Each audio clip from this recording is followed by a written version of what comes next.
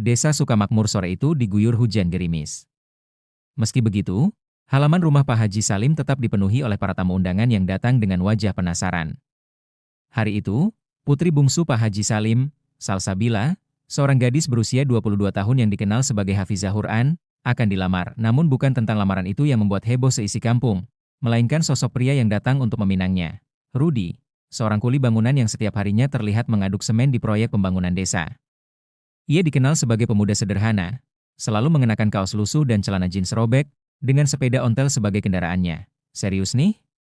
Kuli bangunan mau ngelamar Hafizah Salsabila, bisik-bisik warga terdengar di antara suara rintik hujan. Namun yang lebih mengejutkan lagi, kabar beredar bahwa Rudi akan membawa mahar yang tak terduga. Bukan emas, bukan uang puluhan juta, tapi sesuatu yang membuat Pak Haji Salim sampai terdiam saat mendengarnya. Di ruang tamu rumah Pak Haji Salim, suasana mendadak hening ketika Rudi datang bersama rombongan kecil keluarganya. Ia mengenakan baju koko putih sederhana, peci hitam, dan senyuman tulus di wajahnya. Pak Haji, perkenalkan, saya Rudi. Hari ini, dengan niat baik, saya ingin melamar putri Bapak, Salsabila, ujar Rudi dengan suara mantap. Pak Haji Salim menatap Rudi lama. Ia sudah mendengar kabar tentang pemuda ini. Bukan tentang profesinya, melainkan tentang akhlaknya yang santun, rajin berjamaah di masjid, dan selalu membantu orang tua tanpa diminta upah. Namun tetap saja, sebagai seorang ayah, ada keraguan yang sulit dihapus. Mahar apa yang kamu siapkan untuk putriku, Rudi? Tanya Pak Haji Salim dengan nada hati-hati. Semua tamu menahan napas. Rudi menghela napas pelan, lalu menjawab, saya tidak punya banyak harta, Pak Haji. Tapi saya membawa mahar hafalan Quran 30 juz yang akan saya hadiahkan sepenuhnya untuk istri saya kelak. Dan insya Allah, saya berjanji akan membimbing Salsabila dengan Quran, seumur hidup saya. Suasana mendadak senyap. Pak Haji Salim terdiam cukup lama. Para tetamu tertegun. Tidak ada yang menyangka bahwa seorang kuli bangunan yang selama ini dianggap orang kecil, ternyata seorang hafiz Quran juga. Sebuah mahar yang tak ternilai, yang membuat status sosial dan harta seolah tak lagi relevan. Salsabila yang duduk di ruang dalam, mendengar pernyataan itu dengan mata berkaca-kaca. Ia tahu, laki-laki seperti Rudi adalah jawaban dari doanya selama ini. Namun, lamaran ini bukanlah akhir dari perjalanan mereka. Ada rahasia besar tentang siapa Rudi sebenarnya, yang akan segera terungkap dan mengguncang semua orang. Beberapa hari setelah lamaran itu, suasana di desa Sukamakmur masih ramai dengan perbincangan soal Rudi. Warung kopi di ujung gang penuh dengan bisik-bisik warga yang penasaran. Jangan salah. Itu Rudi bukan sembarang kuli bangunan, loh. Katanya dia lulusan pondok pesantren besar di Jawa Timur, ucap Pak Udin, pemilik warung kopi. Tapi kenapa dia jadi kuli? Kalau benar pinter Quran, harusnya jadi ustadz dong, timpal warga lain dengan nada skeptis. Di rumah Pak Haji Salim, keluarga besar sudah mulai mempersiapkan acara akad nikah Salsabila. Namun, diam-diam, Pak Haji masih menyimpan rasa penasaran tentang siapa sebenarnya Rudi. Hingga pada suatu malam, ketika hujan deras mengguyur desa, Rudi datang sendiri ke rumah Pak Haji Salim. Ia membawa sebuah map coklat dan duduk dengan tenang di ruang tamu. Pak Haji, saya tahu Bapak masih menyimpan keraguan pada saya. Izinkan malam ini saya bercerita tentang siapa saya sebenarnya, ujar Rudi pelan. Pak Haji Salim menatap Rudi dengan dalam. Saya memang ingin mendengarnya, nak. Silakan. Rudi membuka map itu dan mengeluarkan beberapa lembar sertifikat dan foto-foto. Ada foto dirinya berdiri di podium, memegang piala juara 1 musabakah Hifzil Quran tingkat nasional. Ada juga sertifikat dari Kementerian Agama tentang kelulusan tahfidznya, serta sebuah foto tua dirinya bersama seorang ulama besar di pesantren. Saya memang lulusan pondok, Pak Haji. Dulu, saya sempat diangkat jadi asisten pengajar di pesantren. Tapi setelah orang tua saya meninggal dalam kecelakaan, adik saya terpaksa putus sekolah. Saya pulang kampung dan memilih kerja serabutan agar adik saya bisa kembali sekolah. Pak Haji Salim terdiam, matanya mulai memerah. Rudi melanjutkan, saya tidak malu menjadi kuli bangunan, Pak. Yang penting rezeki halal. Bagi saya, Quran bukan sekadar untuk dibaca atau dikaji, tapi untuk diamalkan dalam hidup sehari-hari. Kata-kata Rudi menampar hati Pak Haji Salim. Ia merasa diuji Allah dengan sosok pemuda yang akhlaknya lebih tinggi dari yang ia duga. Salsabila yang sejak tadi mendengarkan di balik pintu, tak kuasa menahan tangis. Baginya, ini bukan lagi tentang mahar, tapi tentang kemurnian hati yang selama ini ia idamkan. Malam itu, Pak Haji Salim memeluk Rudi dengan haru. Nak Rudi, Bapak titip Salsabila padamu. Jagalah dia dengan Quran, sebagaimana kamu menjaga kehormatanmu selama ini. Namun, kejutan belum selesai. Esok harinya, seluruh warga desa akan dibuat lebih terkejut saat identitas asli Rudi terkuak di hadapan semua orang. Hari akad nikah Salsabila akhirnya tiba. Sejak pagi, halaman rumah Pak Haji Salim sudah dipadati oleh para tamu yang datang dari berbagai penjuru desa. Suasana tampak semarak namun dibalut rasa penasaran yang luar biasa besar. Katanya ada kejutan besar di akad nikah Salsabila, bisik seorang ibu-ibu. Jangan-jangan si Rudi itu anak orang kaya yang nyamar? Celetuk yang lain, Pak Haji Salim sengaja mengundang seluruh tokoh masyarakat desa, termasuk kepala desa dan pengurus masjid, untuk menjadi saksi akad. Di pelaminan sederhana yang dihiasi bunga-bunga melati, Salsabila duduk anggun dengan gaun syari berwarna putih susu. Wajahnya teduh dan tersenyum tenang, namun, sorotan mata para tamu tertuju kepada Rudi, yang datang dengan busana sederhana, baju koko putih bersih, sarung songket, dan peci hitam. Tidak ada tanda-tanda kemewahan, namun dari cara jalannya yang tenang dan sorot matanya yang tajam, tampak wibawa yang berbeda. Acara dimulai dengan khutbah nikah oleh Pak Ustadz Syarif. Ketika tiba saat ijab kabul, Rudi duduk berhadapan dengan Pak Haji Salim. Dengan suara mantap, ia mengucapkan kalimat ijab kabul tanpa ragu, dan seluruh saksi menyatakan sah dengan serempak. Namun, momen yang ditunggu-tunggu terjadi setelah prosesi akad. Kepala desa tiba-tiba maju ke depan membawa sebuah amplop besar dan mikrofon. Bapak-bapak, ibu-ibu, izinkan saya menyampaikan sesuatu. Mungkin banyak dari kita yang belum tahu, siapa sebenarnya Rudi ini, ujar kepala desa, membuat suasana mendadak hening. Ia membuka amplop tersebut dan mengeluarkan sebuah surat tugas resmi dari Kementerian Agama Republik Indonesia. Di sana tertera nama lengkap Rudi, Rudiansyah Al-Fatah, SQ, MAG, seorang dai muda yang ditugaskan menjadi pembina tahfidz Quran di daerah pedalaman. Benar, Rudi selama ini menyamar menjadi kuli bangunan di sini. Bukan untuk mencari belas kasihan, tapi karena beliau memilih hidup sederhana agar bisa membaur dengan masyarakat bawah.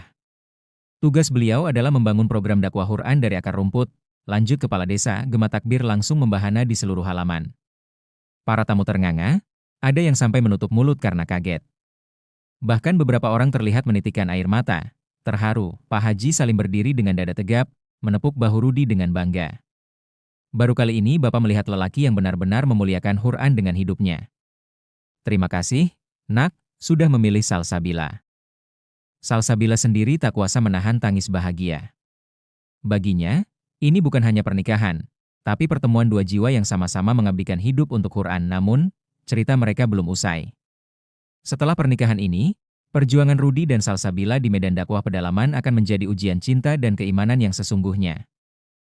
2 pekan setelah akad nikah, Rudi dan Salsabila memutuskan pindah ke sebuah desa terpencil di kaki gunung, tempat di mana Rudi diamanahi membangun program tahfidz Quran untuk anak-anak dan remaja setempat. Daerah itu dikenal sebagai kawasan yang jauh dari akses pendidikan agama, bahkan sinyal ponsel pun sulit didapat. Perjalanan ke sana bukanlah hal mudah. Jalan berbatu dan menanjak membuat mobil pick-up yang mereka tumpangi harus beberapa kali berhenti karena mesin panas. Namun, tak sedikit pun Salsabila mengeluh. Ia justru tersenyum, menikmati setiap langkah perjalanan bersama suaminya. Abi, ini mimpi yang dulu selalu aku panjatkan dalam doa. Bisa mengajar Quran di tempat terpencil, bersama seseorang yang ikhlas, ujar Salsabila lirih sambil memegang erat tangan Rudi. Setibanya di desa tersebut, mereka disambut dengan pandangan penasaran dari warga. Rumah mereka hanyalah sebuah bangunan kayu sederhana dengan dinding bambu anyaman. Tapi bagi Rudi dan Salsabila, tempat itu lebih dari cukup. Malam pertama di sana, mereka berdua duduk di serambi rumah dengan penerangan lampu minyak. Rudi membuka lembaran kertas berisi catatan program dakwah yang sudah ia rancang. Salsabila memperhatikan dengan penuh semangat. Besok pagi, kita mulai dengan kelas kecil tahsin Quran untuk anak-anak. Jangan berharap muridnya langsung banyak, BI. Di sini, Al-Quran dianggap hanya untuk orang tua. Kita harus sabar merubah pola pikir itu, jelas Rudi. Keesokan harinya, Rudi dan Salsabila mulai mengajar di balai warga, sebuah bangunan semi permanen yang lebih sering digunakan untuk rapat dusun.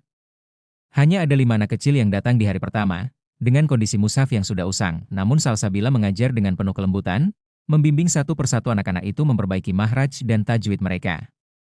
Rudi pun tak kalah sibuk, menyapa warga yang lalu lalang, mengajak mereka berbicara tentang pentingnya memahami Al-Quran. Hari demi hari, jumlah murid perlahan bertambah. Para orang tua mulai tertarik setelah mendengar perubahan pada anak-anak mereka yang mulai rajin sholat dan menghafal surah-surah pendek. Namun, tantangan tidak berhenti di situ. Ada sebagian tokoh masyarakat yang menentang program dakwah Rudi, menganggapnya hanya pencitraan belaka. Isu-isu miring mulai disebarkan, menguji kesabaran Rudy dan Salsabila. Di malam yang dingin itu, di tengah gelapnya desa tanpa listrik, Rudy dan Salsabila duduk berdua di teras bambu rumah mereka, menatap langit penuh bintang. Salsabila bersandar di bahu Rudy, menahan air mata. "Abi, kalau ujian ini datang, apakah kita harus mundur?" Rudy tersenyum lembut, menggenggam tangan istrinya erat. "Kita tidak akan mundur, Uhti. Sebab jalan dakwah memang penuh duri. Tapi percayalah, setiap langkah kecil kita di sini, Allah catat dalam lembaran kebaikan yang tak akan pernah sia-sia." Malam itu, mereka berdua menguatkan niat dan tekad. Bagi mereka, hidup sederhana tanpa sorotan kamera, jauh lebih mulia asalkan Al-Quran terus mereka hidupkan di tengah masyarakat. Namun, badai ujian belum berakhir. Di balik kampung itu, ada seorang tokoh berpengaruh yang diam-diam merasa terganggu dengan kehadiran Rudy dan Salsabila. Konflik besar akan segera terjadi. Minggu ketiga di desa itu menjadi minggu terberat bagi Rudy dan Salsabila. Seorang tokoh desa yang dikenal berpengaruh, Pak Darmawan, merasa tersinggung dengan kehadiran Rudy. Selama ini, Pak Darmawan adalah figur sentral yang dihormati warga karena kekayaannya.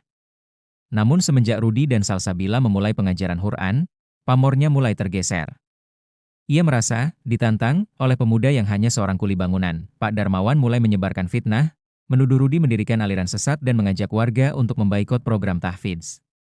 Ia mengerahkan orang-orangnya untuk menutup balai warga, bahkan mengancam siapa saja yang berani mengirim anak-anak mereka belajar mengaji. Hari itu, Rudy dan Salsabila mendapati balai warga terkunci rapat. Di pintunya, terpampang spanduk bertuliskan, "Program sesat, dilarang mengaji di sini." Salsabila gemetar. Air matanya menetes tanpa bisa ditahan. Anak-anak yang biasa datang mengaji pun hanya bisa memandang dari kejauhan, takut akan ancaman orang-orang Pak Darmawan, namun Rudy tetap berdiri teguh. Ia berdiri di depan balai, menghadap kepada warga yang berkumpul. "Bapak Ibu, saya tidak marah. Kami di sini bukan ingin menguasai, bukan pula ingin merebut kehormatan siapa-siapa. Kami hanya ingin mengajarkan Quran kepada anak-anak kita. Jika saya dianggap salah, mari kita bicarakan dengan adil. Tapi jangan pernah larang anak-anak ini mencintai kitab Allah." Kata-kata Rudy menggema, menggetarkan hati warga. Bahkan sebagian warga mulai berbisik lirih, menyadari bahwa fitnah yang tersebar hanyalah hasutan. Tiba-tiba, sebuah mobil dinas berhenti di depan kerumunan. Dari dalamnya keluar kepala Kemenak Kabupaten dan dua orang tokoh ulama besar. Ternyata, kabar tentang perjuangan Rudy dan Salsabila sudah sampai ke telinga mereka. Dengan tegas, Kepala Kemenak berbicara di hadapan warga, "Saya pastikan program tahfidz Quran yang dijalankan Ustadz Rudy ini resmi dan menjadi amanah dari kementerian. Siapapun yang menghalangi, sama saja menghalangi perjuangan Quran di negeri ini." Pak Darmawan yang semula jumawa, tiba-tiba terpojok. Banyak warga yang mulai berani menegur dan meminta agar dia menghentikan perbuatannya. Tak lama, Pak Darmawan memilih mundur dan pergi dengan wajah tertunduk. Hari itu menjadi titik balik.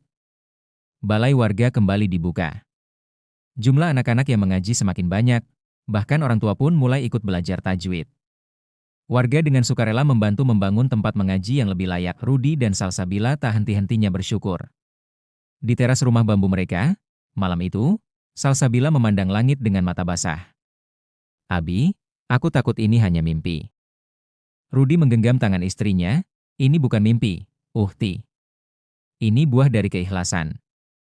Kita memang tak punya apa-apa, tapi bersama Quran, Allah cukupkan segalanya." Beberapa bulan kemudian, tempat tahfidz yang mereka dirikan menjadi pusat pendidikan Quran terbaik di kecamatan itu. Nama Rudy dan Salsabila dikenal luas, namun mereka tetap memilih hidup sederhana di desa itu. Mahar sederhana Rudy, yang dulu membuat banyak orang terdiam, kini menjadi awal dari sebuah perjalanan dakwah besar. Sebuah kisah nyata bahwa kemuliaan hidup bukan diukur dari harta, melainkan dari ketulusan mengabdi pada kebenaran.